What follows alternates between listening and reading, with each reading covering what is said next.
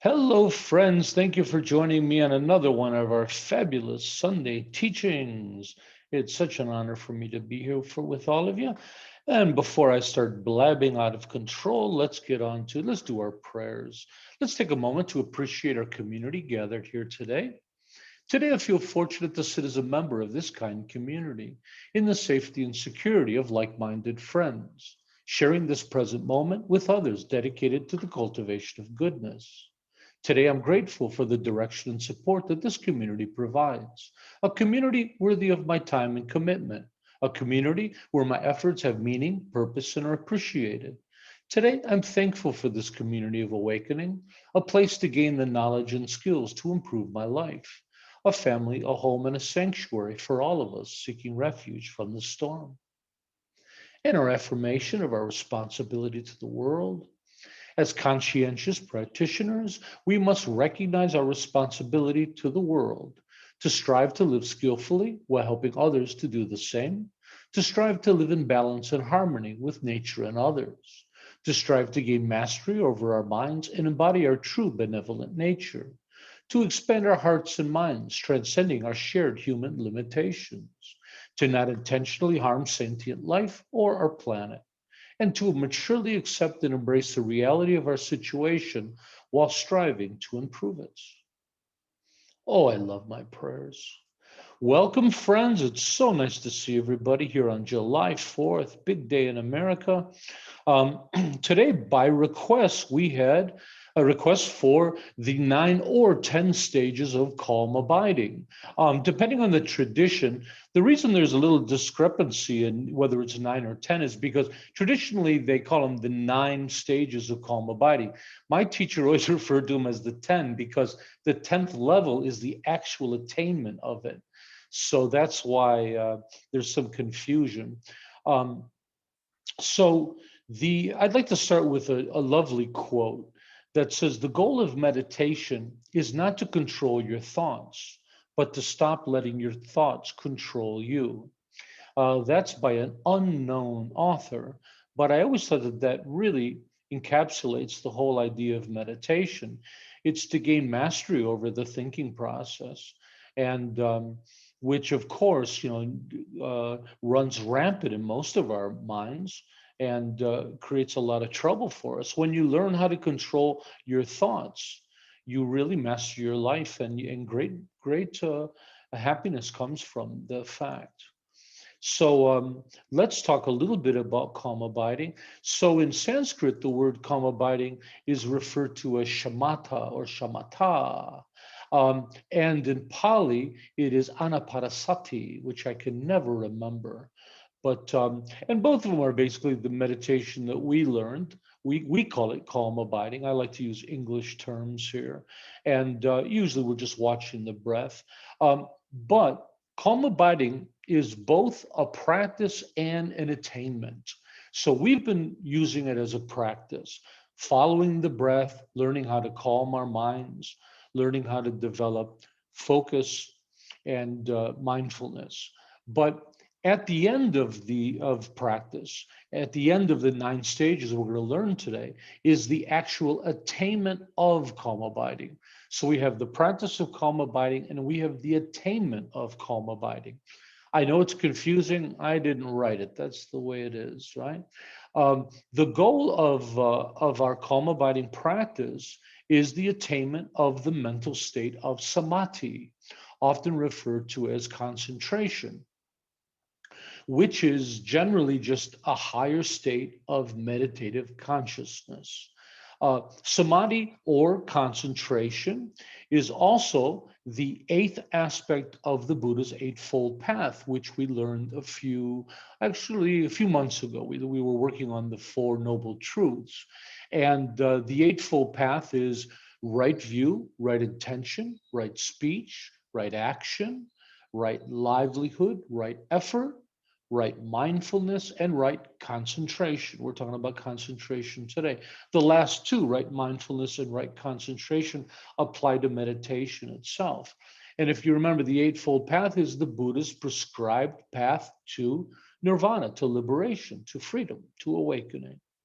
So samadhi is usually defined by the attainment of sustained attention, which is referred to as single pointed concentration, bringing the mind onto a single point and being able to hold it there.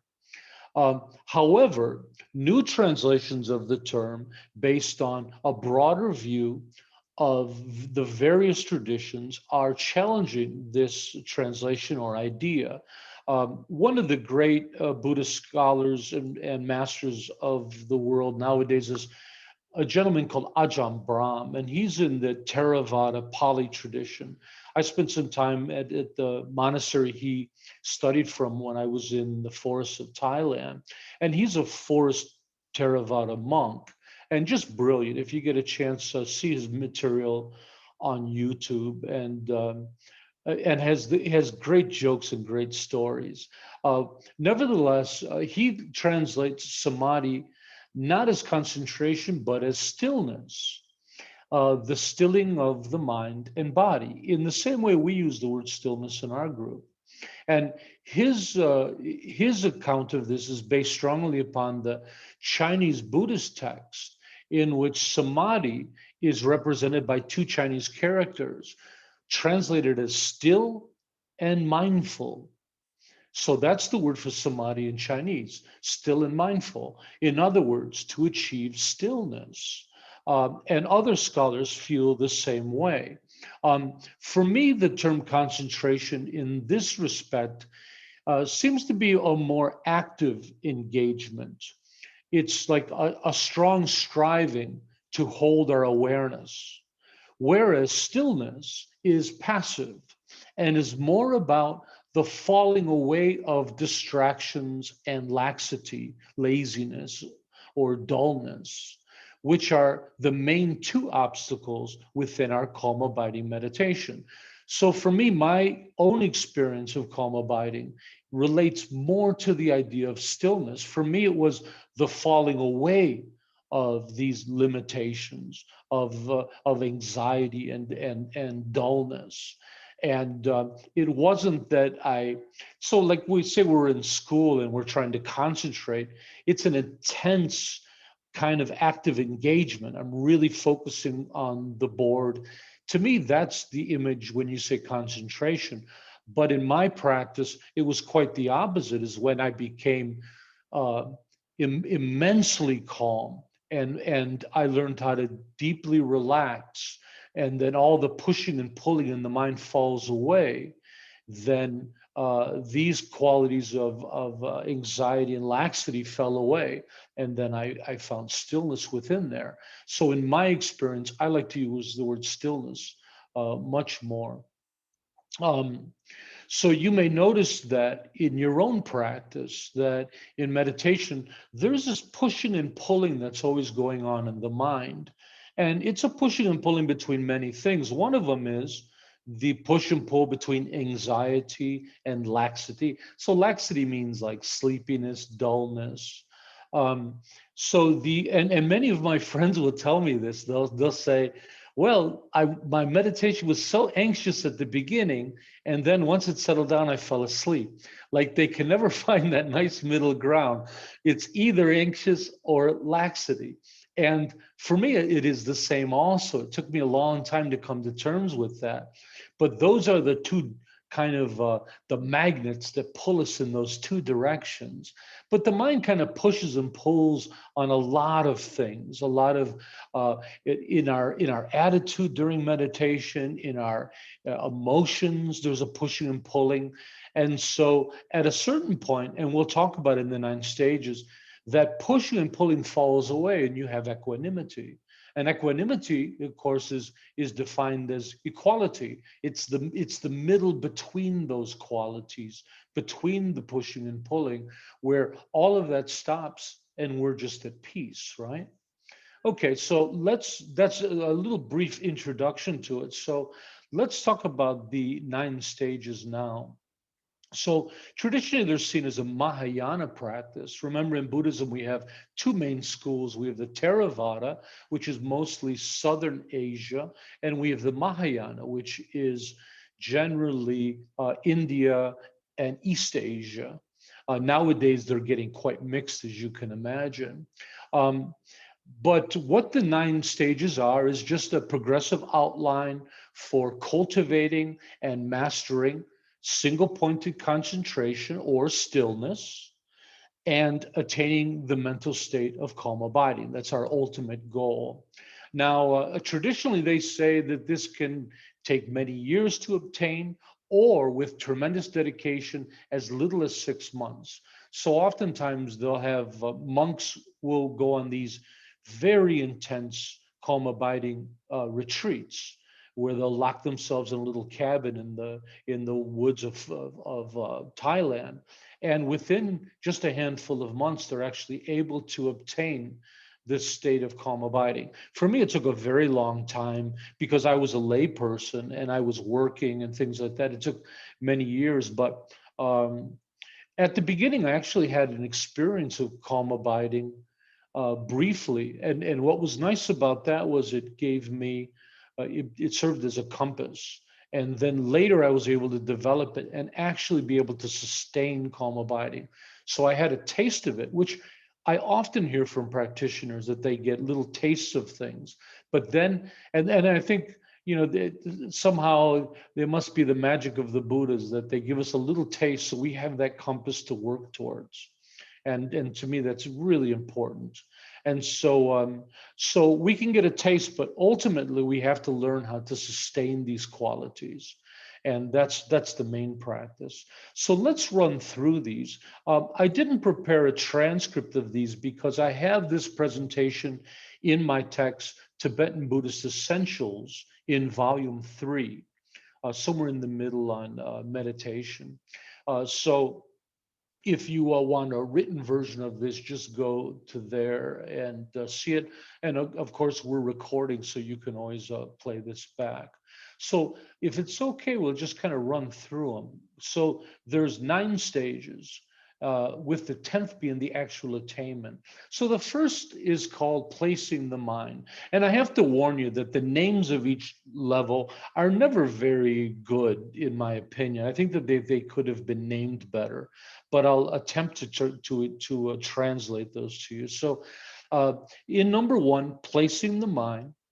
This means placing our attention on the object of meditation. Remember, an object of meditation can be many things. It's wherever we put our mind to give it a resting point, so we can focus. Usually it's on our breath, but we can use objects, pictures.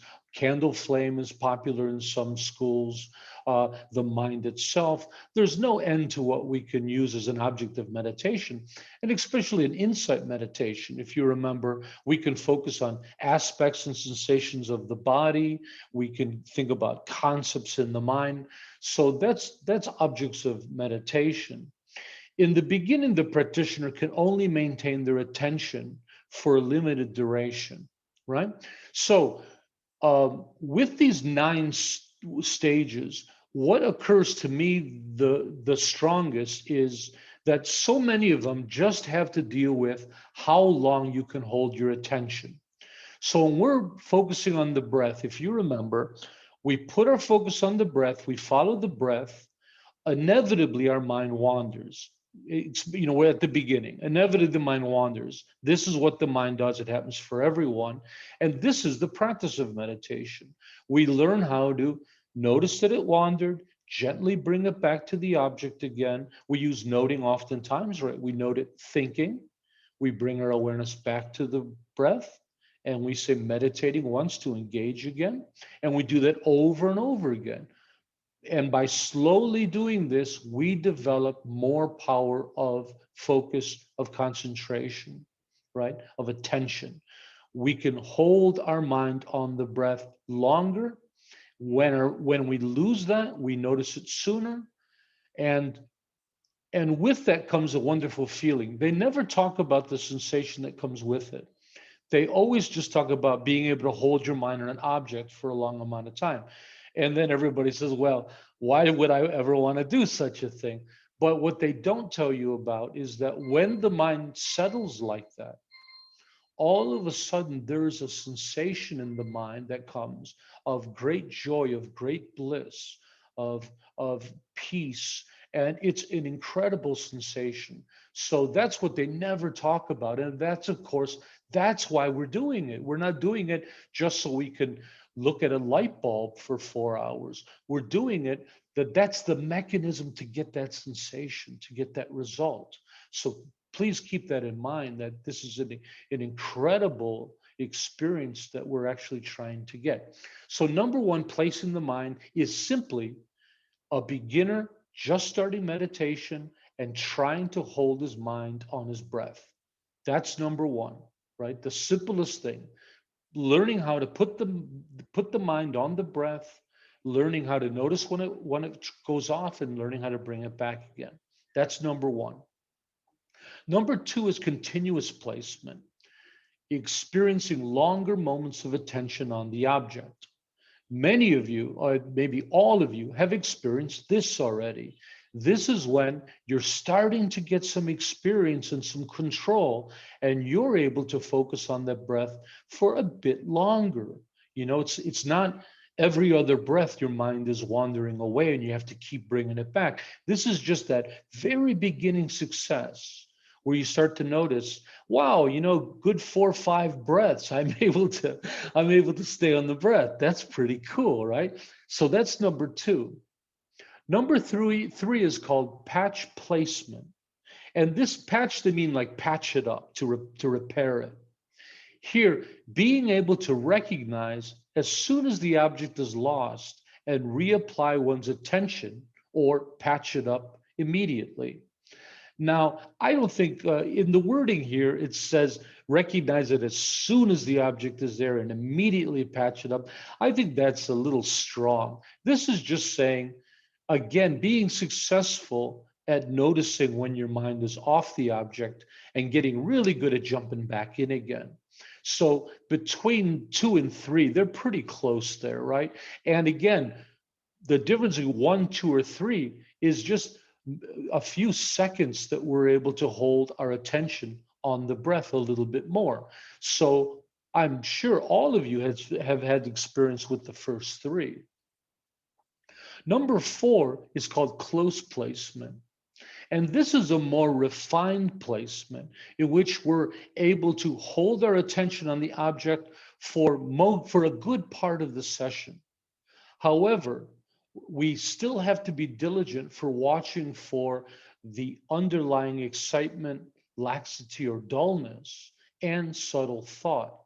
Now, some of you might starting to taste this one, where maybe, and again, it doesn't matter if it's I lose my attention 1, 2, 3, or 4 times. We're just talking about gaining the ability to really stay with that breath for a good part of the meditation, right?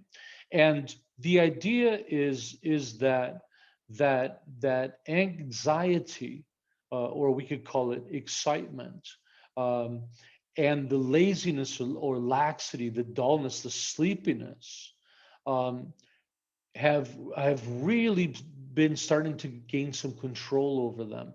They just aren't there as strongly, but we still have to kind of work with them. We still have to keep an eye on them. And the other one is subtle thought.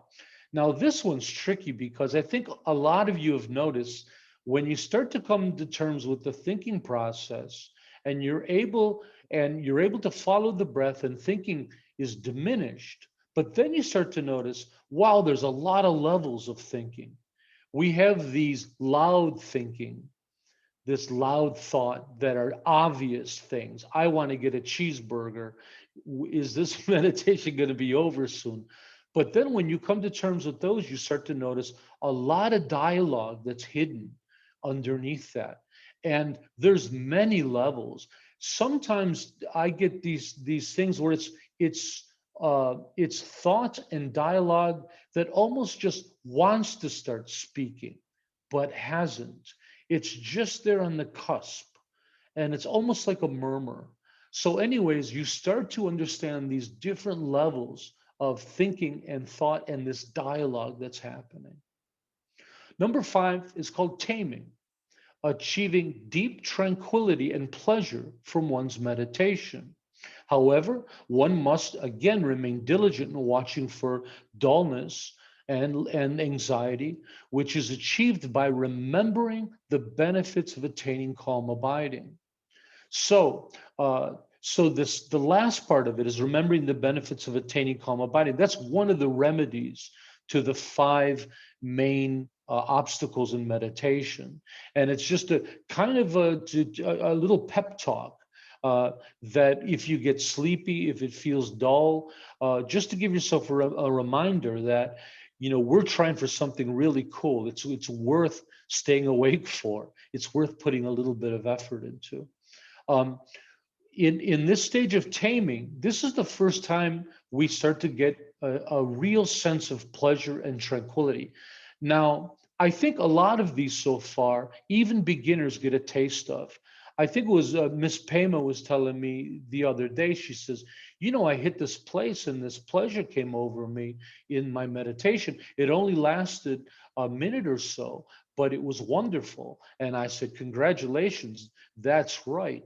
And at this stage, meditation changes for people. At this stage, it becomes something that you can really look forward to.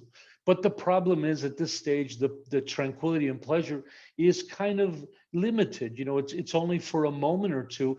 Even if you can get that close placement and you can stay in the state and watch the breath, that pleasure oftentimes only lasts for a few minutes and kind of comes and goes. But again, the work of meditation is to get more familiar with it, to habituate it, and to learn how to control it and to prolong it. So that's taming. So that's the first step of getting some pleasure and joy, real pleasure and joy from your meditation. Stage 6 is called pacification, the arising and pacification of subtle excitement. This is where our sense of anxiety falls away and we're finally, I would say, let me finish the sentence. We finally have come to terms with our meditation and we can just sit and not feel any impatience or boredom, just have this immense patience and sitting there. So at this stage, this is what we call developing a supple mind and supple body. The mind has become so comfortable in meditation, and especially after our last stage of pleasure, the mind is content to meditate through the whole thing. There's no pushing and pulling. There's no, maybe I'd rather be doing something else. I wonder what's on television. This is the mind is content to be right where it is, and also the body. At this point, your body is experienced at meditation. It knows the position. It's fallen into this. The muscles have developed and it's comfortable. The aches and pains have gone away. The body's been trained to sit like this for a prolonged amount of time. At this point, our mind and body are pacified. That's what we mean by that supple awareness. Number 7, complete pacification. This is a deeper level of 6, the final pacification of subtle excitement and laxity. Number 7 is just a deeper version of level 6. And it's a felt difference. Like people say, how do I know the difference between 6 and 7? They're roughly the same thing. And I tell them, don't worry, you'll notice it. There's a drop, there's an intense deepening, and you notice the difference. This pacification is that you're noticing that you've developed mind and a suppleness of mind and body. In 7 is when, let alone have you noticed it and achieved it, you've habituated it. And now it's a comfortable and familiar feeling, and you can just you can just get into it like you're getting into a hot bath. My favorite image of meditating. I like to slip into meditating like I'm slipping into a hot bath. So that's complete pacification. And again, you really get into the sensation of meditation at this stage. Even number 6 with pacification, it's a conceptual understanding that you've attained that. But 7 is when you let the concept go, and it's just sensation. It's the feeling of that wonderful, wonderful state, which we call stillness, right? Number 8 is single pointedness. So, and of course, this refers to single pointed concentration, taking our awareness, putting it singly on an object, the breath, an image, and holding it there, and being able to hold our mind there for the amount of time we wish. That's called single pointed concentration. Uh, Being able to reach high levels of concentration for the duration of the session with only slight effort. Now, again, here they say the full duration. This is the traditional, but I think the absolute language is, in my opinion, just wrong. You can experience these without needing to experience that completely. You can experience single pointedness as just a moment or two. Well, there is by definition, it's to be able to hold your mind on to a certain amount of time. So it does require some time, but to say that it has to be the full duration of the session is misleading. If you can hold your mind on something, say you're in an hour meditation and you're able to hold it there for 20 minutes, guess what? That is single pointed concentration. But maybe what they mean is at this level of stage of development, um, they claim that you've mastered this single pointed when it's the full duration. So maybe that's the caveat, that mastering the stage of single pointedness is mastery, and you can do it for a whole session. I'll have to be honest with you folks. I'm humble, and I like to share my limitations with others as well as my accomplishments. And I don't think I've ever been able to hold single pointed concentration for a full session. At least once or twice I get kind of knocked out. With that said, calm abiding isn't my forte in meditation. I have a busy philosophical mind. I'm more of an insight meditator. So, with that said, don't beat yourself up over this. Um, and single pointed concentration also comes from insight meditation. Number 9 is called balanced placement. The experience of absorbed concentration, synonymous with samadhi, which is a deep meditative equanimity in which one is able to hold one's attention for 4 hours or more without interruption. Again, I think to put numbers on these things is misleading. The point is to be able to really hold our awareness. Um, so when we say absorbed concentration, they like to use the word absorption, and they just mean an experience that's so intense it just completely brings you in, and you're almost completely unaware of the external world. That's what they mean by absorbed concentration. You are so one with the object, almost nothing else matters. Um, and so some might say that this is the actual accomplishment of samadhi itself, which again, if you remember, uh, is uh, is very similar to the aspect of single pointed concentration. And then number 10. So to some people, some traditions, they say the 9 stages of development, they would leave it there. That the experience, balanced placement is the last stage, experience absorbed concentration, experience samadhi. That is the experience of samadhi itself, a deep meditative equanimity or experience, right? But then they say, once that's accomplished, it paves the way for the actual attainment of calm abiding. So to me, it seems clear that there's 10 stages here. The attainment of calm abiding, when the 9th stage of calm abiding is combined with a sense of complete mental and physical bliss and pliancy that is confident in its ability to concentrate perfectly or on anything it wishes for any duration of time. At this point, one has attained calm abiding, also known as, nowadays they call it access concentration. Access because it's available to you, concentration because of the calm abiding practice of samadhi, right? Samadhi that's always available to you. So number 10, attaining calm abiding means the difference between 9 and 10 is 9 is achieving it, 10 is mastering it, right? So 9 we have the experience and we've achieved it, and we're able to hold our I've heard of people being able to hold their minds on things for 4 hours. The Dalai Lama talked about a couple in America who he was very proud of that were able to do this. But I haven't met many people that can do this. So I don't think that that's a realistic goal for us. If you can do it, lovely. But I don't believe you have to be able to do that to claim you've experienced calm abiding. Minds are different. Some people have more focus and patience than others. And so the difference between 9 and 10, 9 is the experience and 10 is the mastery over it. With a little bit more experience on number 9, you actually get to the point where you have incredible confidence. You've mastered it, and then it's yours.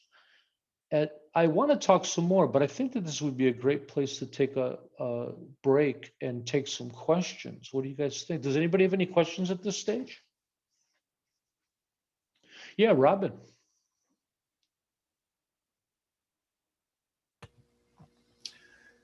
I was just wondering how these stages combining might relate to the practice of jhana, and I think that's in the Theravada tradition, and if there's any parallels to be drawn. Excellent question. So, yeah, the jhanas are in all Buddhist traditions, but they're practiced in the Theravada tradition. They're tough, and for that reason, a lot of people just don't really teach them. The jhanas come after calm abiding. So the first 10 stages is to achieve calm abiding. Once you have, then you can turn your calm abiding practice towards the jhana. So you have a choice. After achieving calm abiding, you can go to insight meditation or you can go to the jhanas. And after the jhanas, then you could go back to insight meditation as well. So those are the three that happen. The jhanas are fascinating, and I'd love to do a teaching on them at some point. Our meditation in our 10-week program actually has a little taste of it. Because I find that the jhana instructions for meditations are a shortcut to actually achieving calm abiding, leading to the jhanas. And that is the focus on pleasure, the focus on bliss. And it's also in Theravada. You know, in a minute, we're going to talk about that. The Theravada attains calm abiding through 5 stages of joy. And so I put these together, and for me, it was a shortcut leading to that. The jhanas are actually called meditative absorptions, and they're heavy and they're deep. Depending on the tradition, there's 4, there's 6, or there's 8 jhanas. Most people don't practice them. An interesting note, that's where all the magical powers are supposed to come from, the jhana practices. So some traditions say that we're not interested in magical powers, we're interested in compassion. So magical powers are a waste of time because they say that they come later on their own anyways.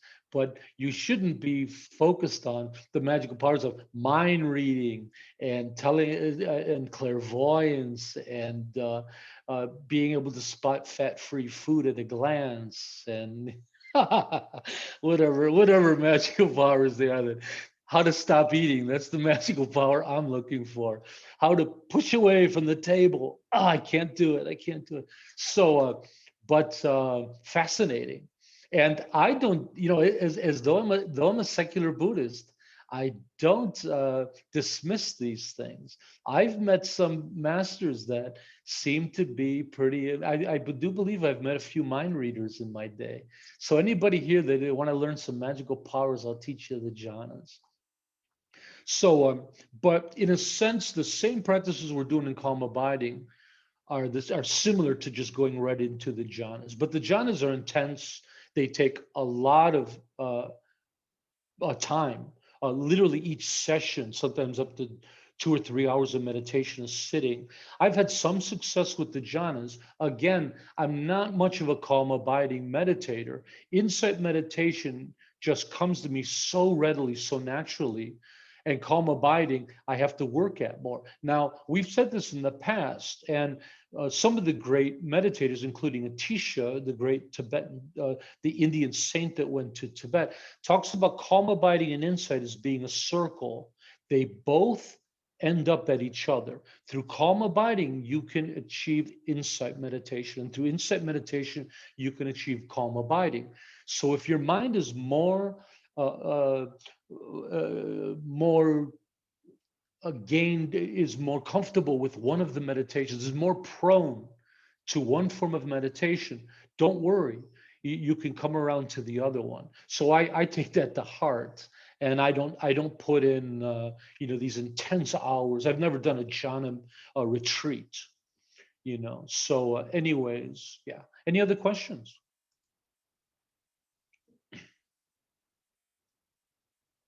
And I'd also like to say that my experience of the 9 stages was much different than what's written there. Remember that that's a roadmap, and everybody's minds are different. Mine was kind of sciatic. It's almost like I skipped through them all. I had tastes of them early at different stages. I believe I gained a lot of the stages without the clinical amount of time that I was able to do that. I've never been able to hold my mind on an object for 4 hours, yet I believe that I've gained the top level of calm abiding. For what they describe, I gain that, but my mind just doesn't hold it for as long. I've gained the experience of stillness. And again, the experience of calm abiding and stillness isn't just in meditation. When you experience it, you can experience it all the time. So it doesn't necessarily have to pertain so much about meditation. Meditation is just the easiest way to attain it. But I think a person could actually attain these through mindfulness practice.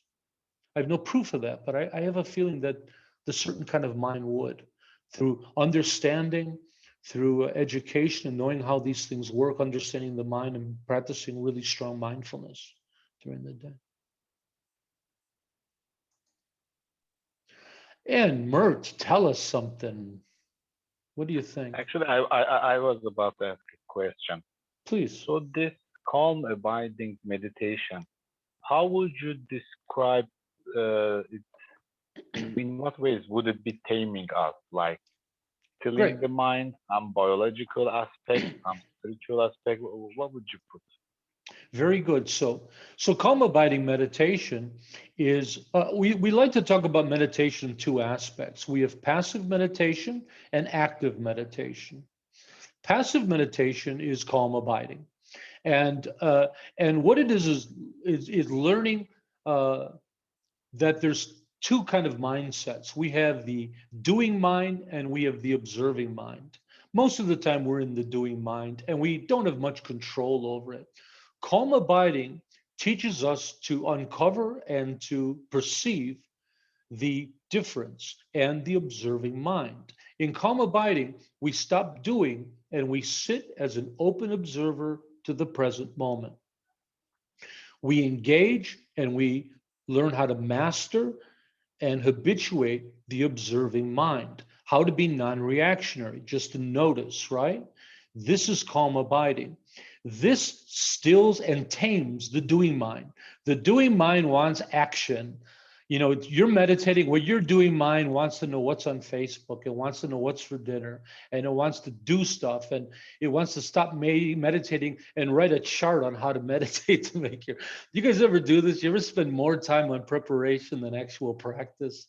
I have a terrible habit of this, getting everything into place. And all of a sudden I realize I've been doing everything to avoid actual practice, right? I remember doing prostrations and getting my board together and all my things, but then all of a sudden say, I'm not actually practicing, I'm just preparing. So that's what, but we're also taming ourselves physically. We're taming our body that it gets antsy when we sit, right? The body sits there and our bodies are used to moving. So when we talk about developing suppleness of mind and suppleness of body, we're talking about subtle perception, subtle control, and this is taming the mind and body. And we don't mean taming it like, I would say sometimes taming, I think, is a hard word for people. It's almost like disciplining it. What we hear about taming is more like learning, softening, to learning how to master, right? Instead of taming, maybe we say mastering the mind and body, right? Because this is a nice thing. When you develop suppleness of mind and body, it's absolutely lovely. This is a wonderful thing. This is a physical sensation that you can feel, and it's heavenly. The mind stops fighting you. The body stops fighting you. All the pushing and pulling stops, and you can just sit in such comfort, right? And that's when meditation becomes astounding. When you sit in meditation and you are just so comfortable and it's pleasurable and you don't want it to end. That's a meditation like you'll never have before. And I'm going to get you there. Does that help, Mert? Yes. All Thank our you. striving, right? God, we do that. Doing mind is always striving. Even in meditating, it's wanting. Where is that mystic experience? Something's supposed to happen. You know, I'm supposed to see deities or something supposed to. We're always waiting for something to happen in meditation. Biggest mistake in meditation. Don't wait for something to happen. It never will if you're waiting for it. The point is stop striving. Just observe. Just relax, observe. Well, what do you think, Beth? You're awful quiet. Listening Just intently. listening. I'm listening and learning. Good, good. I hope you're enjoying. I am, If, absolutely. if there's no other questions, I'd like to continue.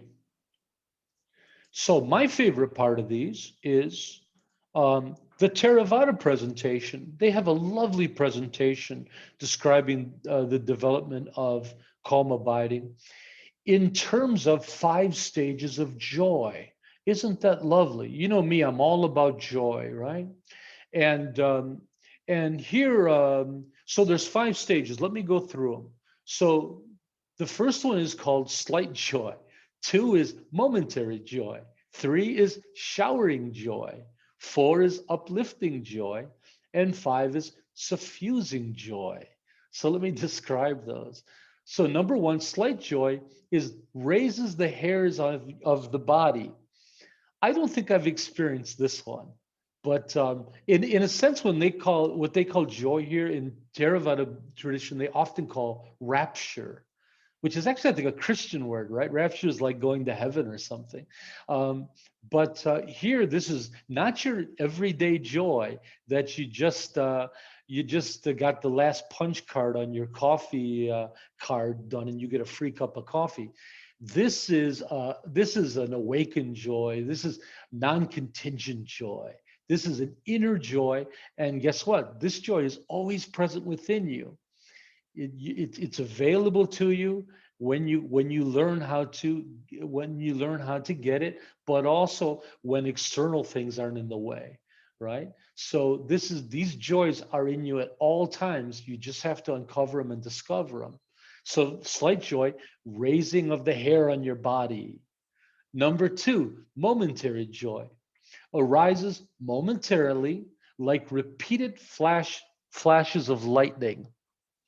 I don't think I've experienced 2. I started experiencing these. I just jumped to 3. It must be that I'm a wonderful student, evidently. Number 3, showering joy. This is the one that I get. Washes over the body like waves again and again, and then subside. This is the one I get in meditation. Lovely. I can't wait to get your messages when you guys experience this. Now I get you, Tenzin Tharpa. Number 4, uplifting joy.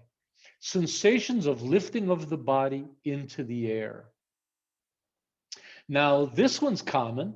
This one I've experienced. And this one in meditation, I mentioned, I think a few weeks ago, there's always this thing that people believe you can levitate through meditation. It's an old fairy tale. But the reason it came about was because of this, number 4, that in meditation, in a good, productive meditation, you can get the sensation that you're actually floating off the ground. For me, it happened so strongly once, as much as I didn't want to leave the state because it was so pleasurable and blissful, I had to sneak one hand down on my side and slip it underneath me to see if I was actually levitating. Imagine that. I'm a secular Buddhist. I don't believe in magic, but the sensation was so strong, I had to check. Oh my God, am I really on the ground? It's a lovely sensation, right? And and then number 5, suffusing joy pervades the whole body, touching every part, which is the actual attainment of calm abiding, stillness, or what they call excess concentration. I don't like that term. I'm going to erase it out of here. It's just a funny sound, excess concentration. So now, again, I don't think all of these stages and things you have to go through one by one. The mind is a funny thing. All of us awaken in very different ways. We have to be very careful that we don't think they're roadmaps and get upset because I'm not achieving number 2, because I think many of you might have experienced some of number 5 already when we were practicing radiating awareness in our 10-week meditation program, where your whole body is pervaded by that warmth, that joy that we're talking about, right? Our awareness. And that's a feeling of that, right? So now, so we have these 2 methods. We have the 9 stages of development from the Mahayana, the 9 stages of calm abiding from the Mahayana, and we have the 5 stages of joy from the Theravada. Now, what's wonderful is how lovely they fit together. I like to think that they're kind of, it's a spectrum and they're at both ends, and somehow you can weave yourself between them. Sometimes your accomplishment, you'll notice more in the 5 stages. You'll notice that, oh, I think I'm around this level because I'm getting this. Sometimes it won't correspond with the 9 stages, right? And so I think both work really well like that. But of course, I'm in love with the Theravada because they have a scale that measures joy for attaining stillness. And I've always mentioned that that's really what stillness is this immense joy. Ultimately, through our meditation practices, whether we're doing calm abiding, we're doing the jhana meditations that we talked about a minute ago, insight meditation, it doesn't matter. Ultimately, meditation needs to become the union of calm abiding, insight, and joy. Joy is not just the result of practice, it's a prerequisite. You have to generate joy and positivity, in my opinion, and the Theravada opinion, in order to gain these. So joy is the fuel. That positivity that comes with it is the fuel for awakening. And the Dalai Lama is a big proponent of that as well. Any questions on the 5 stages of joy before I continue? I'm trying not to take up too much time. There's so much we could talk about in this practice. Well, I was hoping one day we'll talk about the Taming the Elephant Mind, which is a lovely graphic of the calm abiding that leads. It's an image that represents the path. I think everybody blacks themselves out when it comes to question time, so I don't call on them. If there's no questions, I'll continue. Okay. I don't want to be too technical with people here. Okay, so I wanted to touch on a couple things. One of them is the signs of success in calm abiding. At the beginning, the measurement for success can be simply feeling more calm, stable, patient, and content. At higher levels, success can be seen as the attainment of the mind of renunciation. Now, renunciation in Buddhism isn't necessarily the verb form of moving away from something. Here they like to define it as the resolute wish for freedom, the complete wish for freedom. This is one of the things that comes from your meditation. What is freedom? The next ones will help you understand that. Number two is the development of a deep inspiration, faith, and an appetite for practice. This is a sign that your meditation practice is doing well when you develop that appetite for practice, that all of a sudden meditation becomes something you fall in love with. I can't remember who it was, maybe Alan Wallace, but it was a great meditator. And he says, to be successful at meditation, you have to fall in love with meditation. Make it your hobby. You know, people get their magazines and read all about gardening and they're so passionate about it. Do that with meditation. You know, let it occupy every minute of your day. You know, take different courses, read different books, meditate with different people, but just fall in love with every aspect of it, which I have done, right? Number three is realizing the futility of one's mundane goals and self-occupied interests.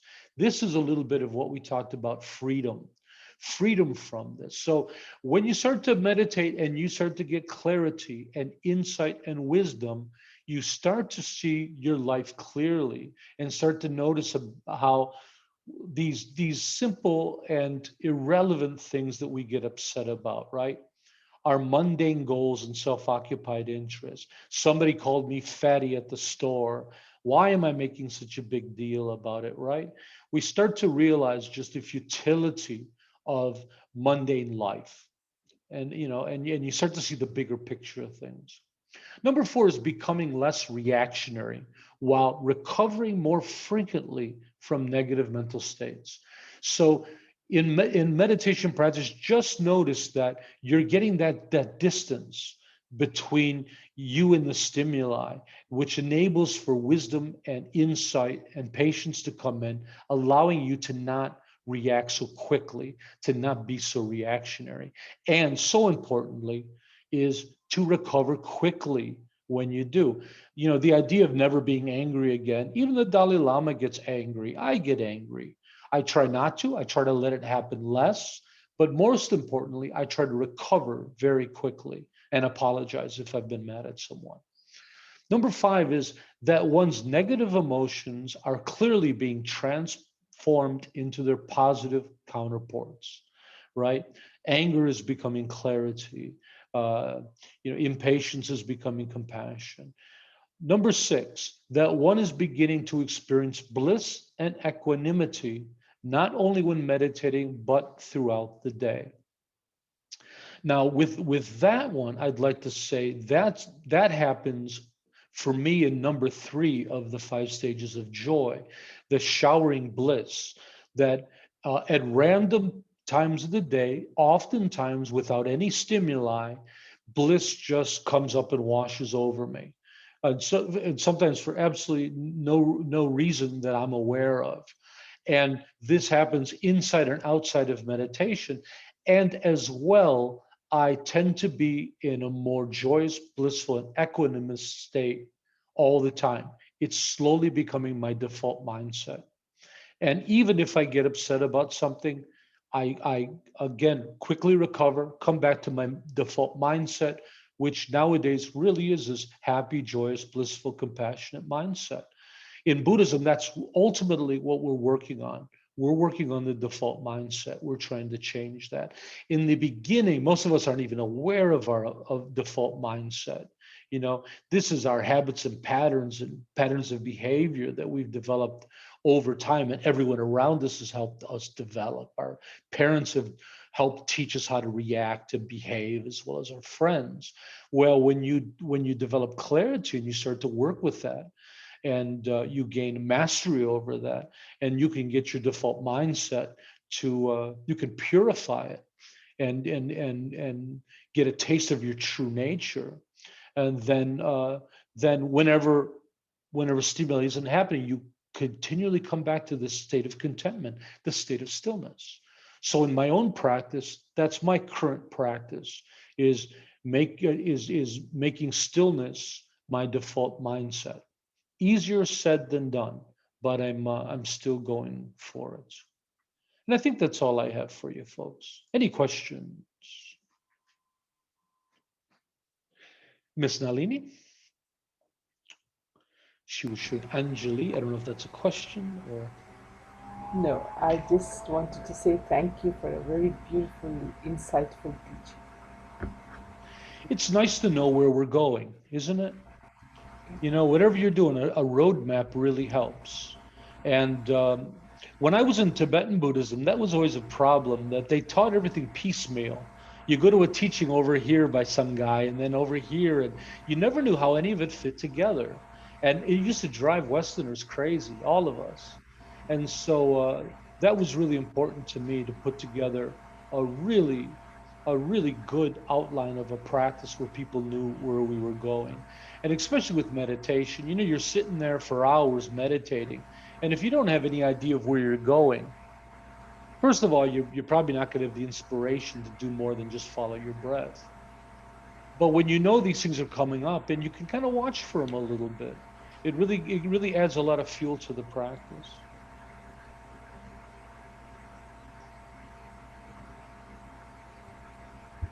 Robin. This doesn't relate to tonight's teaching, but I just forgot the tool you have for investigating thoughts. Introspection. Which one was it? Introspection. Yeah, there was like I think a 5-step process, is it? And I've forgotten it. The 5-step practice of acceptance? Yeah. Oh, peeling the onion? Ah, is that where it is? I need to go back to that text then. Yeah, peeling the onion is a practice of introspection where we look at ourselves and learn. Yeah. And what are the steps, those steps? Oh, you know, it's been a while. I'd have to look again. I'm sorry. I'll go to the text, yeah. I didn't remember having steps in the practice itself. I think maybe you're thinking of the 5 steps of acceptance. Okay. Which is in our book, Happiness. And yeah, that's abiding in a more objective mental state, slowing down, not reacting, rationalizing. I'd have to peek myself, my friend. There's so many numbers and all this Buddhist stuff, I can never keep them straight. I have to write them down. Does anybody feel like they've experienced some of the stages? Has anybody felt any of the joy? When you described showering, that resonated with me, and then you linked it to the radiating awareness and feeling throughout the body. That I recognize that. Yeah, radiating awareness, the joy is the actual product. I just found that by learning how to embody our awareness completely in our body is a shortcut to getting that joy. I kind of reverse engineered it. I had the experience, and then I thought, well, how can I, you know, create something so people don't have to do it, you know, 1,000 hours of meditation like I did to achieve it. And I think it works.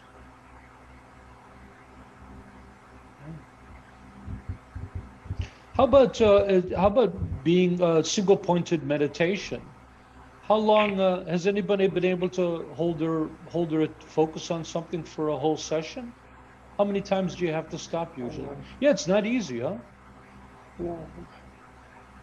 And to be honest, I don't agree with it. I don't think you need to have these durations. Maybe the durations are there to say that you've mastered each stage. But to reach the final one and experience stillness, I don't think you need to do these. I don't think I've met many meditators that told me, oh yeah, I can sit and meditate for 4 hours. In fact, the story that the Dalai Lama told, it was during the Kala Chakra in India. He told that story to you know, 300,000 people, some huge crowd, the whole streets were filled. And he's talking about, hey, I know these people, like they're the only people in the world that can do it. I know these people that can hold their awareness for 4 hours. Clearly, he's not talking about something everybody's able to do. So I think that kind of that can really, we can lose our inspiration when we look at those numbers. I just don't believe that that's true.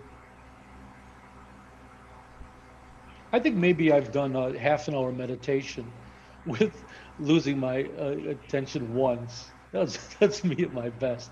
Oh, your teacher's pitiful. Mert. Oh, yeah, am I muted? No. So this is like not like an half. This is a halfway question and like an experience sharing. Sure. When you asked about the joyfulness are we feeling with the meditation, the depressing thing is that at the beginning stages of my meditation, I used to encounter this beautiful feeling way more. And when I became accustomed to it, those things started like to smear away. And I was like, have I been turning this into a cliche why I am not that joyful? I was way deeper, some miraculously traveling, you know, all these things. So why is this happening? Do you It know happens to all. It happens to all of us, Mert. When you're new, it's a new experience, and that little bit of calmness, that different mindset, is exciting. And wow, and I'm calm, and I can do this, and I'm learning this cool mystical practice. We're all joyful. That's a different joy than what we're talking about, right? This joy that we're talking about comes from inside. The joy you experience at the beginning is superficial. It's like getting a new puppy, you know? But this joy that we're talking about is, they say that it's non-contingent, but clearly it requires something, right? It requires a practice of meditation itself. So I don't know how contingent you can say it, non-contingent you could say it is. But their point is, it's not contingent upon external phenomena. So that means you don't need a puppy placed in your lap to feel this joy. This is a joy that you find, you discover, you uncover within yourself. But Mert, you have to look at those levels, and you have to first develop that subtle mind and body where the body's comfortable sitting. You got to get to the point where your mind and body have given up and they're not fighting you in meditation. How many people here are fighting their mind and body during meditation? I still do. You know, sometimes I don't. Sometimes I reach that, what was it, number 5? But there's a whole lot of times I'm still battling. I don't like the chair, or my legs asleep, or I got an itch on my nose, or I can't stop thinking about the teaching I got to do later today.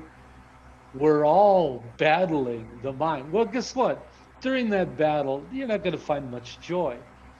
But once you get to that point where, and it doesn't have, see, again, they make it sound like it happens all the time. You could just have one meditation. You could be lucky and get one meditation that feels this way.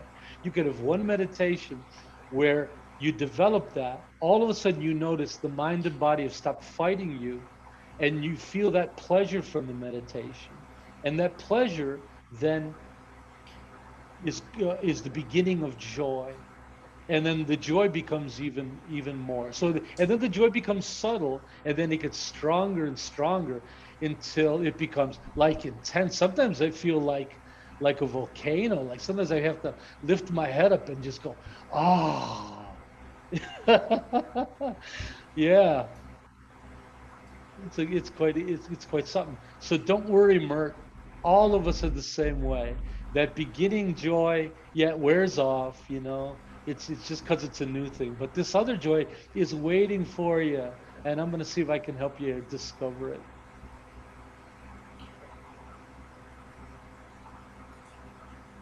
My joy just comes seeing all your faces. I'm sitting here now in rapture. It's funny, it comes over me at the strangest times. I was driving with a friend, this was a long time ago before I was a monk. I was driving with a friend in a car, and it was a miserable day. It was cold and rainy, and we could hardly see the road. I'm not paying much attention. I'm in my own world, but this rapture comes over me, and it just, again, it becomes a sensation that starts low and then comes up. And I just, oh, and I turn to him and say, today's the most beautiful day. And he looks at me like I'm out of my mind. He goes, no, it's terrible. What are you talking about? So that gives you a little idea of how it pops up at strange places. But I think Buddhas are great practitioners. I think they live in that state. I think that they're always in that state. So you can imagine when they say the end of suffering, I think they're underselling it. I think that they're living in a constant state of euphoria. Pretty cool. So when people ask me, "Are you always happy?" It's like, well, good part of the time I'm blissed out. And sometimes I got to turn it down a little. Like if somebody's sad and they come to me for advice, I can't be bubbling with joy. You know, they want to see a serious monk. So I have to turn it down.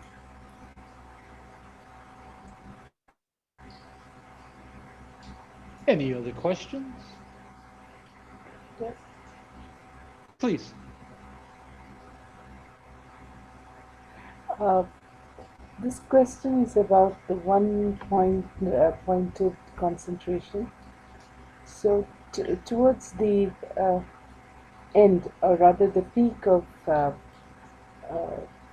so the awareness meditation, when you feel that you're merging with something greater.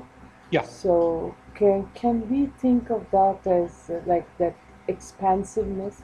Can we think of that as a single pointed meditation, because you don't feel you don't feel you're separate from anything else. Excellent And question.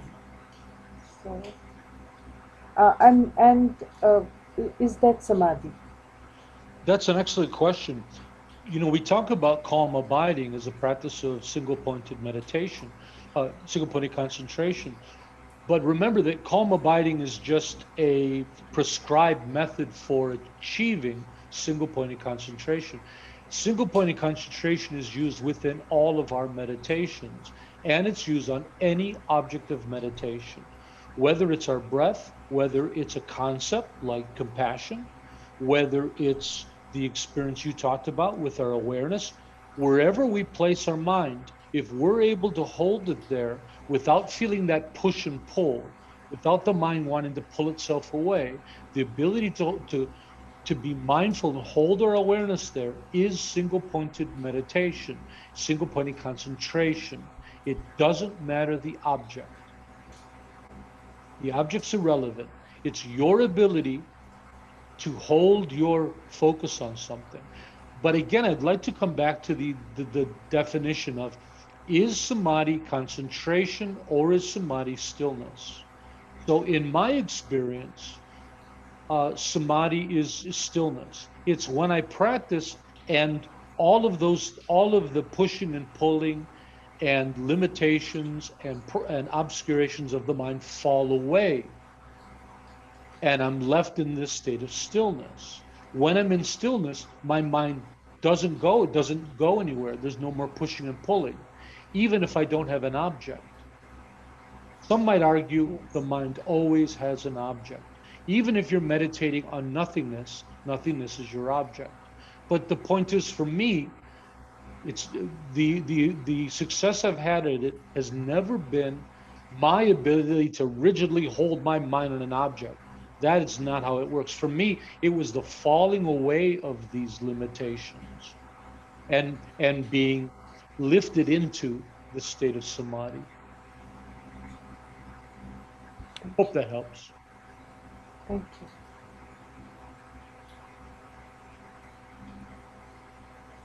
You're welcome. And we are getting a little long. I was even going to say we're going to do a short teaching today, but it ended up fairly long. Can I go ahead and say our prayer? If anybody has any more questions, you can save them. We can say them afterwards. And may all be healthy, may all be prosperous, may all be well. May all be present, free of past regret and future worry. May all abide in constant appreciation, which is a source of great joy and contentment. May all realize their true nature and the true nature of reality, which is awakening. Couple reminders I'd like to say. Just another reminder, we have daily meditations at 1600 UTC, which is 4 o'clock, right? UTC. They've been doing really well. I invite everybody to come. We've been having a lot of fun. And they're every single day of the week, and we have different instructors on different days. Also, we've been having a lot of requests for offering refuge. And so once again, I'd like to offer it, and we're going to offer a refuge and have a refuge ceremony at the end of the month, the last Sunday during our monthly one-day retreat. And it's a beautiful ceremony and one of the most beautiful parts of my job. When people take refuge in Buddhism, they're not taking refuge in me or our group, they're taking refuge in the Buddhas. So for me to facilitate that is just such a great, great honor. So if anybody is interested in taking refuge, you're more than welcome to participate. We have quite a few people already, and it would be my honor to do so. So looking forward to that. And lastly, on Wednesdays, we have Q&As. Q&As are a lot of fun. You can ask questions, but also you can sit around and chat with Karen. These are also called Karen's Sangha chat. With all joking aside, it's not just Q&A. It's a time that Sangha just chats. You know, we can talk about a lot of different things, and we check in with each other and just dive into some friendship and love of Sangha. Yes, Karen. Tenzin Pemo. Don't forget the coffee. Don't forget your coffee. That's right. So they're a lot of fun. I recommend everybody come. And if you can, please bring a question. Just one. If everybody brings one question, I don't have to work so hard. Yeah. Any other questions from anybody? Oh, lovely. Thank you for joining me. It was a great honor to share this with you. And of course, these are Sunday chats. We do them every Sunday at this time. And looking forward to seeing you tomorrow, Wednesday, next Sunday. Bye-bye, everybody. Thank you. Kaneki mitse kipotang. Enjoy your lives. Enjoy Thank your you. lives. Bye. You're welcome. Bye-bye, Ravi. Bye-bye. Bye-bye.